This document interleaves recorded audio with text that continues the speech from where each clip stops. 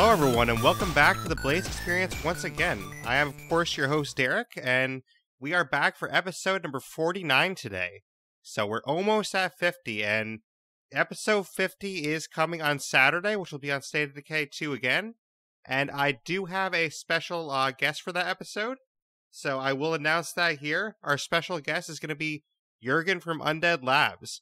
He is a programmer, and I'm really excited to have him on. And he's someone that actually competed with me in the Undead Trials event, and we're going to, interview him and get his thoughts on, what he does and kind of his thoughts on State of Decay as a whole. So that should be a really exciting episode.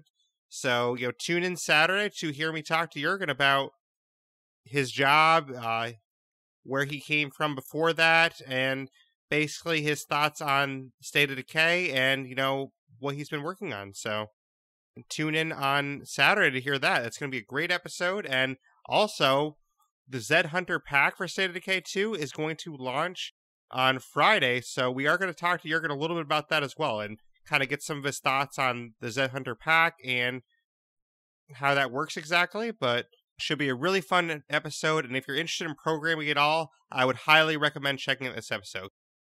I'm going to ask him some questions about programming and why he chose that field and things like that. So it should be really fun, and I hope everyone checks it out.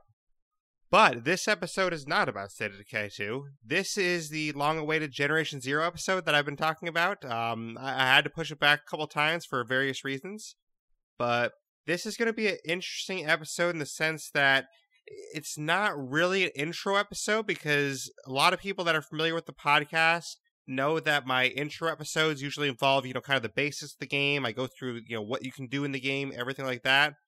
But this is a special case, basically, because in previous games, like, say, for example, Vigor and, for example, Darwin Project, those games are in game preview, so you can play them today. You can play those games today.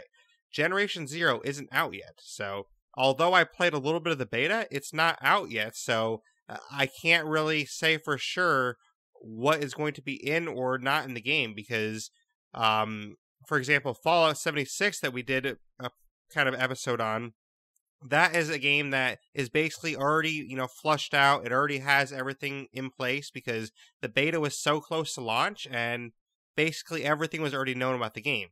Generation Zero is a kind of different case where not everything is known about the game yet because they're still working on it and they don't have release date yet. So all we know is it's coming out sometime next year, but there's no release date. So it's just 2019 sometime. So we are going to talk about what I do know about the game a little bit about my impressions of the beta, and we're kind of preview the game. So I'm going to say, as much as I do know about it, but this isn't a full intro episode. It's more like a preview episode. So that being said, because it's just a little preview episode, this is going to be a shorter episode than usual, but stay tuned for the episode with Jurgen on Saturday, because that's going to be a lengthier one. But in addition, I did mention a little bit, this Saturday with Jurgen, that's going to be episode number 50. It's a really special episode. Not only do we have an amazing guest in Jurgen, who I'm really excited to talk to, but not only that, it is our 50th episode, and that's a really huge milestone. So I'm definitely excited to have that milestone with all of you, and I appreciate anyone who's been with me that long. And to kind of celebrate that, I figured I'd do a small giveaway. So basically what we're going to do is I'm going to give away a code for the Independence Pack and the Daybreak DLC for State of Decay 2. So if anyone, wants those DLCs and doesn't have them yet, then this could be a way for you to get those. But I do have a code for both DLCs for State of Decay, and I'm going to give those away. These are Xbox codes, but I do want to mention that anyone that's entering, if you are a PC player and you win, then just let me know that. I'll still figure out something to get you access to the DLCs if you don't have it. But basically what I would do is if a PC person wins, then I would just give the PC player access somehow, whether it's like gifting them the game or something like that. And then the Xbox player, I would just give them the codes. So basically I would do 2 winners if a PC player wins. So it is designed to be only 1 winner for the Xbox, but if a PC player does end up the winner from the giveaway, then I will probably just give the Xbox codes away to a second winner and have 2 winners.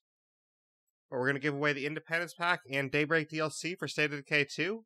These are both great DLCs. I've had a lot of fun with them, and I definitely love them. And to enter that, basically what you're going to have to do is any one of the following ways. You can either join our Facebook group, which will be in the show notes. You can subscribe on YouTube. That will also be in the show notes. You can follow us on Twitter or retweet us. And the retweets will count for anything that's about a podcast or the contest itself. So if I post anything on Twitter that's like, we just released this podcast today, if you retweet that, that'll count. If it's about the contest itself, that'll also count. But I just want to make it clear that basically if I retweet something, it's not going to count if you retweet that. It'll basically be tweets that I put out myself. But those will count for entries. And then, of course, the big one that I really appreciate anyone doing is if you go review the podcast on iTunes, that will definitely count for entry. And I would really appreciate that because these iTunes reviews, they really help us grow and they help more people find the podcast. So I'd really appreciate anyone going to do that. And basically, if you don't use iTunes, that's fine. If you want to just, go there and review it real quick and then delete it off your account, that's fine with me. But unfortunately, there's not a lot of ways to review podcasts right now except on iTunes. But for example, myself, I don't use iTunes on my phone. I have an Android phone, and basically I just have iTunes as an app on my PC, and that's how I use iTunes, but I don't essentially use it that much. I pretty much just have it for the app, that way I can do podcasts and things with it. But I don't use iTunes a lot, so I definitely understand for people that don't use iTunes, but if you could still download the app and give me a review real quick on iTunes, I would really appreciate that. Just search the Blaise XPerience and you'll find it. But this contest, I'm going to run till the end of the month, so you're going to be hearing about it, the rest of the month. So basically, you're going to have about 2 weeks to enter that. So once again, the ways to enter are joining the Facebook group, subscribing on YouTube, retweeting or following on Twitter, and then giving a review on iTunes. Those are the ways you can win.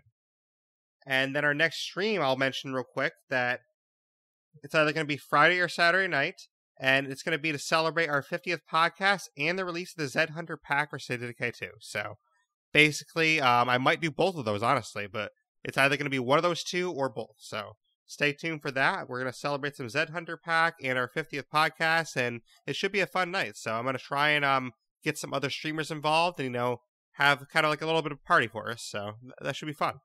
So definitely tune into that. But that's about all the news I had, so definitely some big things. We got a contest going on. Jurgen from Undead Labs is going to be our guest. I'm super excited for that, and he's a great person, and I'm going to really love talking to him. And then, of course, being our 50th podcast, we're going to celebrate on stream as well. So we got a lot of, celebration going on this week, and I hope you can join us for that. But without further ado, we will get into Generation Zero a little bit, so basically, like I said, this is going to be a preview episode more so, and it's going to be a little bit shorter, and we're just going to talk about, what we know a little bit. So right off their website, I took a couple things right off their website because I wanted to give their words on it. I don't want to, I do want to describe it myself, obviously, but I wanted to give their interpretation. That way you can kind of see, where their angle is as well. So right off their website, this is what they say about the game. It says, explore a vast open world, render with a award-winning Apex engine featuring a full day and night cycle with unpredictable weather, complex AI behavior, simulated ballistics, highly realistic acoustics, and a dynamic 1980s soundtrack. Experience an explosive game of cat and mouse set in a huge open world in this reimagining of 1980s Sweden. Hostile machines have invaded the serene countryside and you need to fight back while unraveling the mystery of what is really going on. By utilizing battle-tested guerrilla tactics, you'll be able to lure, cripple, or destroy enemies in intense, creative sandbox skirmishes. So, basically, in my interpretation, this is a game that's going to be open world, like they say, and it's going to be a survival-based game that is co-op. So, you can do 1 to 4 players multiplayer, and you get to share the loot. And to me, I've been kind of describing this game as it's like State of Decay, but with machines instead. So it's not going to have the base building that State of Decay has. So all the base elements that are in State of Decay, it won't have any of that. There's going to be no base things at all. Basically, they have it's sort of like spawn points. Basically, they have little spawn points that you can spawn from, but there's no actual base, like a traditional base. But what they do have is they have survival elements where you're going to have consumables, different guns, you're going to have ammo. The loot is instance, meaning that in multiplayer, you're not competing for the same loot. Everyone's going to have their own loot boxes to open, which I love, and that's something that State of Decay does as well. And it's interesting with the enemies as well, because there's a lot of tactics involved that are going to be different in this game, where you can shoot like a sight sensor off a robot, and when that sight sensor is gone, that robot can't actually see anymore, so it's going to be easier to kill them. So there's different tactics involved like that that are going to make killing them easier. And there's also things like flares or fireworks, things like that to distract them, just like there would be in State of Decay. And one unique feature, though, is you can blow up like Transformers, for example, and kill robots that way. So there's different ways to kill them, and it's very interesting that way. But I think it's really great as a concept to have a survival game where you're facing machines, because there could have been a game I don't know about, but to my knowledge, there's not a game that you face machines and it's in a survival aspect. So it's going to be really cool because it's an open world where you can just explore as you will, and you get to fight these machines. And one of the cool things about these machines is that, say I go to fight a machine and I damage it to, half health, but I'm low on health myself. So you can run away, come back later, and that same machine will still be at half health. So it's really unique in that way that all the enemies you're facing, they're going to take the damage that you give them, and that will stay there. They can't heal themselves or anything. They can't repair. So if you find that same enemy later, it'll be just the same amount of damage that you put on earlier. So that's a really nice strategy point, because you can kind of, damage a big tank all the way down to like half health, come back later with a new strategy and finish it off. And I really like that aspect. And kind of what they said about this, that is basically what I just described. They said, all enemies are persistently simulated in the world and roam the landscape with intent and purpose. When you manage to destroy a specific enemy component, be it armor, weapons, or sensory equipment, the damage is permanent. Enemies will bear those scars until you face them again, whether it is minutes, hours, or weeks later.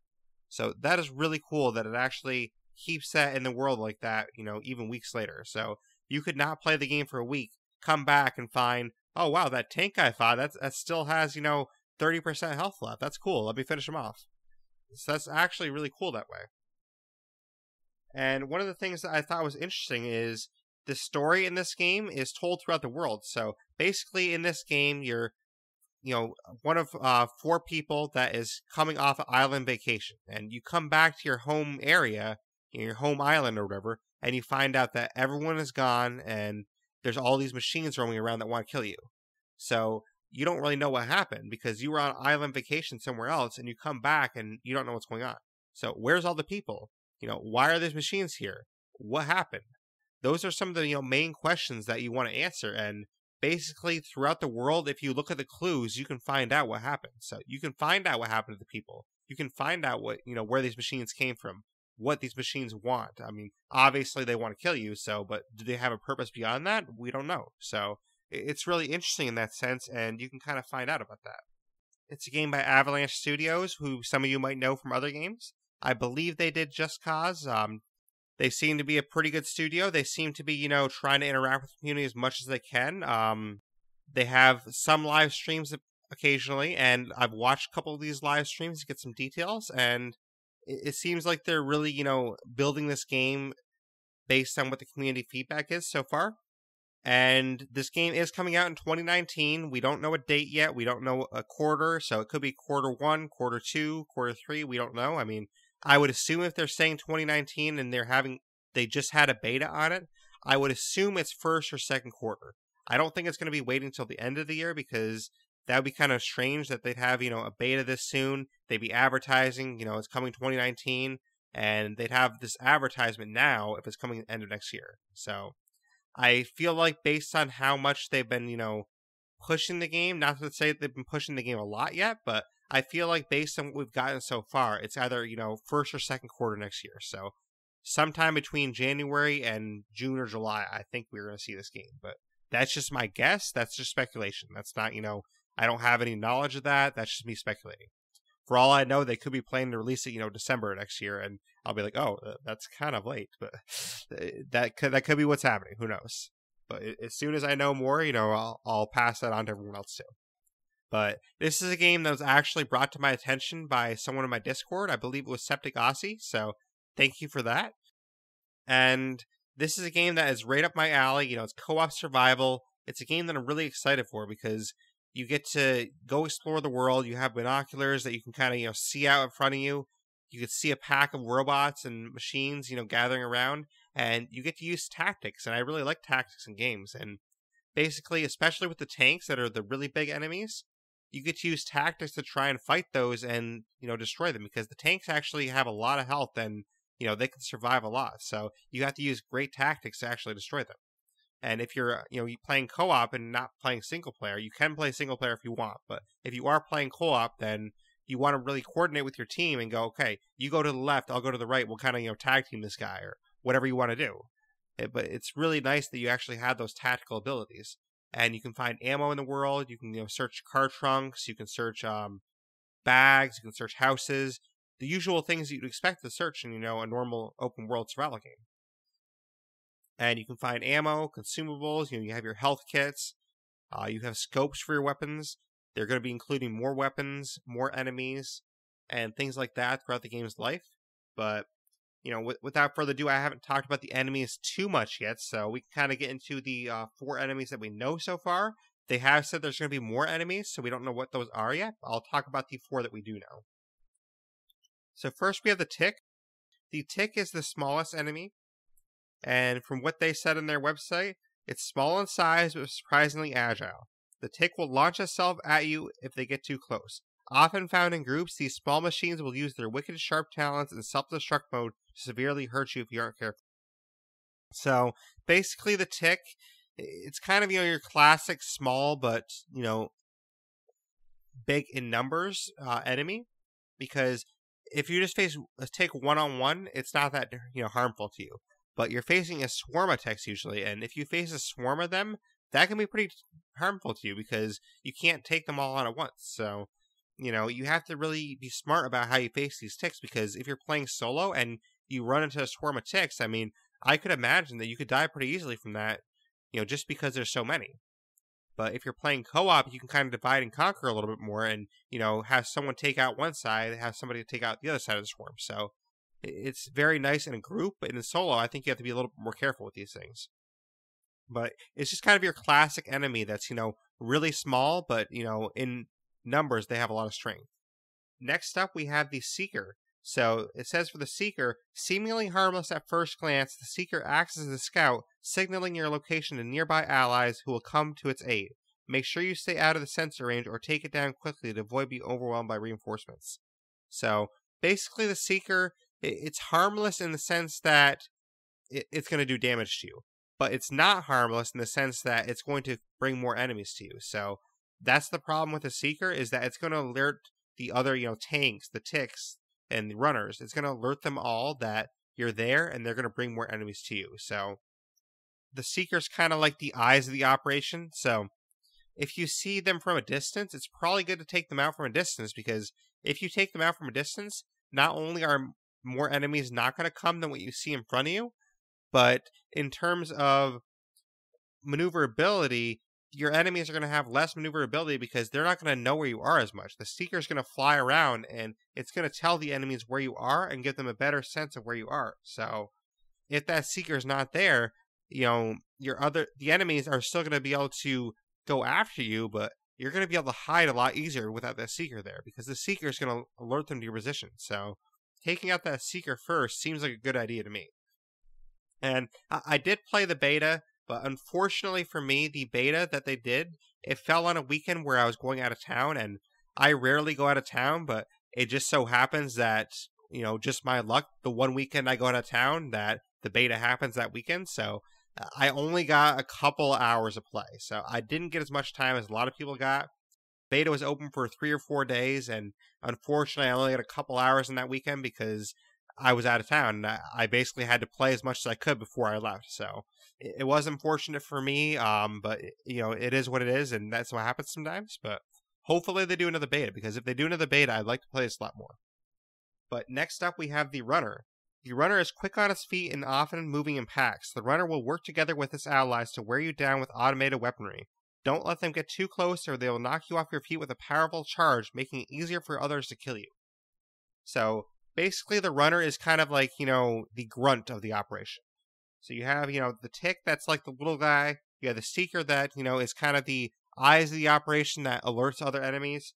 The tank is like the big, beast of the operation. The runner's kind of like your classic grunt that does a lot of the groundwork, and it's very quick, and it's going to work together with the other machines to take you down. So don't underestimate these runners, because they definitely can be deadly in groups. So try to take them out one at a time if you can do it. Unfortunately, I didn't get a lot of playtime in, so I can't, speculate too much on strategies for this, but that's kind of how I'm thinking I would do it. Because I didn't face a lot of enemies, because I just basically, got through a lot of the intro stuff and kind of figured out the ropes of the game. Which I will say that the game is, fairly intuitive. How your inventory looks, it all seems very standard to me, which standard in a good way, that like it's not going to be too confusing to use. And you can basically favorite a couple items and use those items, as you will. Picking up items is pretty easy. Using them is pretty easy. So it's all fairly standard in a good sense that, it's very easy to use for the player. And then, of course, we have the tank. The tank is the most heavily armored and armored of the machines. The tank towers over houses and players alike, shaking the very ground with each step. Do not engage it without a strategy. Plan your encounter in advance and always be ready to run when the rockets start flying. So, basically with the tanks, they're really huge, as it says, and they're an enemy that you want to actually plan out ahead of time, because I actually watched a couple of videos on people facing tanks. Unfortunately, I didn't get to face a tank myself, but I watched a couple of YouTube videos on people facing tanks, and it takes a long time to kill them. So, especially if you're solo. I watched one person solo do it, and if you're solo, it takes a very long time to kill them. So, you really have to plan out your strategy in advance and kind of use several different tactics. I mean, the player that I saw do it solo, he had to use several flares, he had to use lots of ammo, lots of different guns. I think he tried to use a field bomb once. I mean, you have to use so many different tactics. He even hid behind a rock and then, popped out, shot it, hid behind the rock again. There were so many different tactics used to take this tank down. He went behind the tank and, shot the weak spots behind the tank.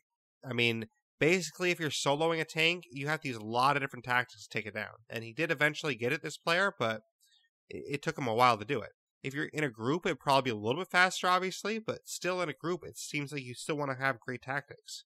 You want to, distract the tank, go for the weak spots. Distract the tank, go for the weak spots. That's kind of like the tactics you want to use. But these rockets, they're ridiculous. I mean, they do a lot of damage, they set the ground on fire, and it's not anything you want to play with, really. So definitely be careful if you're going after these tanks, but it's a really cool enemy, and I like how they have the breakdown of the enemies here, and I'm really excited to see what other enemies are available, because there's other enemies coming, so I'm excited to see what else there is.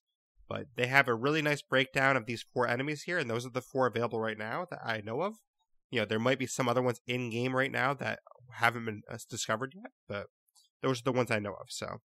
That's why I said this is more of a preview episode, because the game isn't released yet, and not everything is known about the game yet. So I can't really call this an intro episode, because it's, I don't really know everything about the game yet. So it's not like, with Darwin Project's in game preview, and I can tell you everything about Darwin Project because it is in game preview, and as the game evolves, I can tell you the new stuff, but this game is not even at a state yet where I can tell you everything about it. So, I am just telling you what I know so far and, what I think of the game. But honestly, I don't have a lot else to say just yet, because I just don't know anymore yet. So, I mean, but so far, I'm really excited for this game, honestly. And this is definitely a game I'm going to get.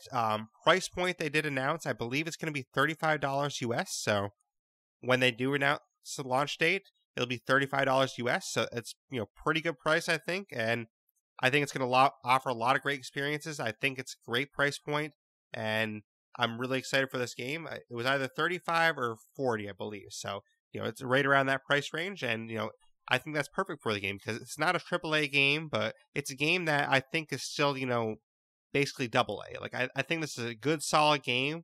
It doesn't have the budget of a AAA, but I think it's a game that's going to deliver a lot of value to a lot of players, and it's going to offer a lot of replayability.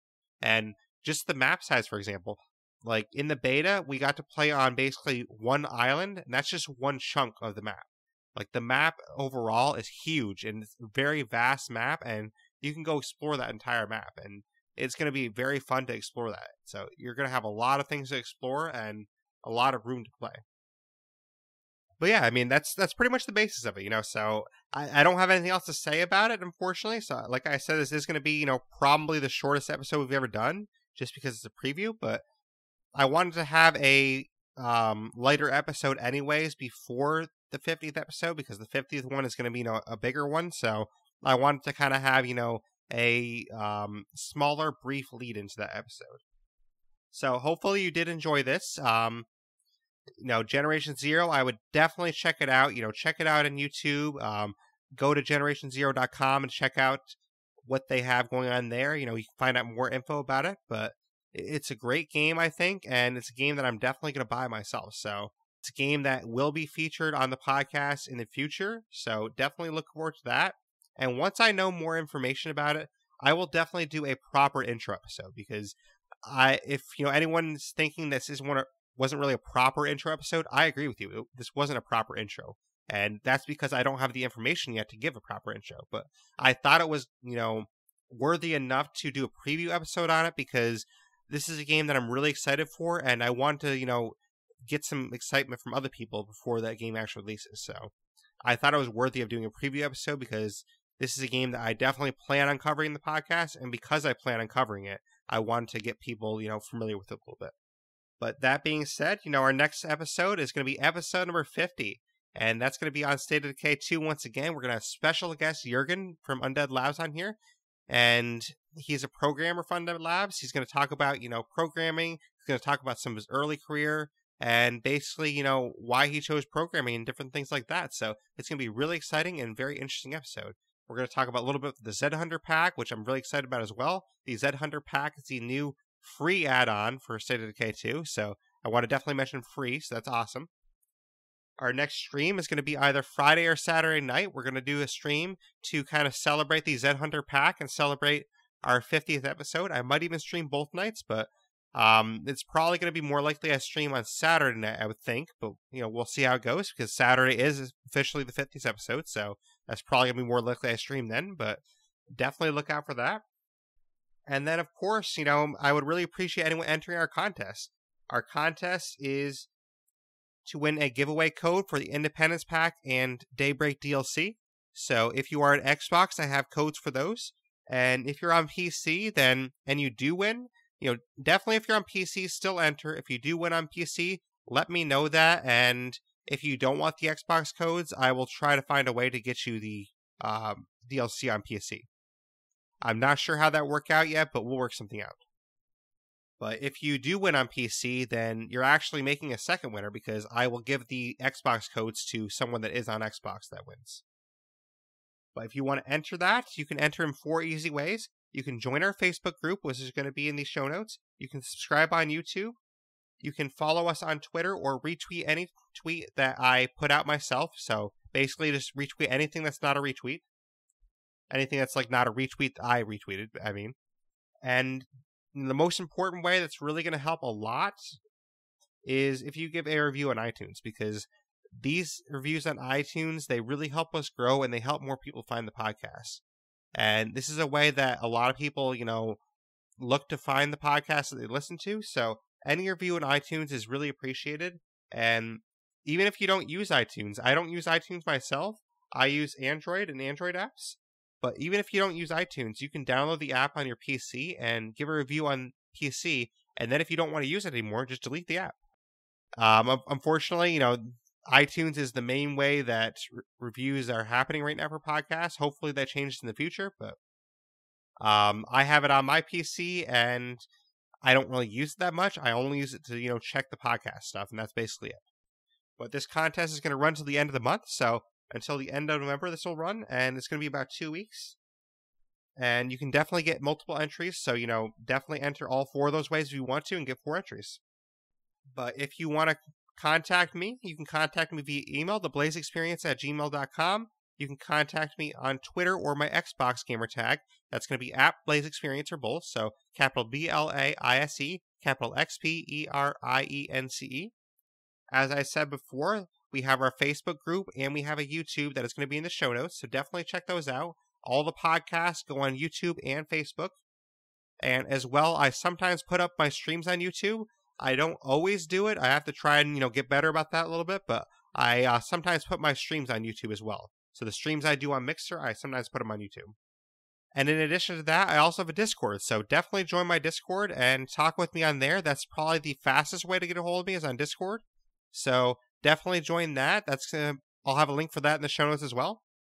And then to find the podcast, if you're already listening, you already have a preferred way to listen to it probably. But if you want to try a different way, we are on Stitcher. We are on Podbean, Blueberry. We're on iTunes or Apple Podcasts as it's called now. We are on Google Podcasts. And we're on many other directories as well. So definitely check us on any app. If you honestly just put into Google, if you just search the Blaise XPerience, you're going to find us somewhere. So, all you have to really do is search the Blaise XPerience in Google and you will find it. Whatever app you want to use, I definitely appreciate you using that. And thank you for listening. So I do apologize. It was a little bit short of an episode, but like I said, we're going to have a longer one with Jurgen on Saturday. So that should be really exciting. And I look forward to talking with you all again. So thank you, everyone, once again for listening to the Blaise XPerience.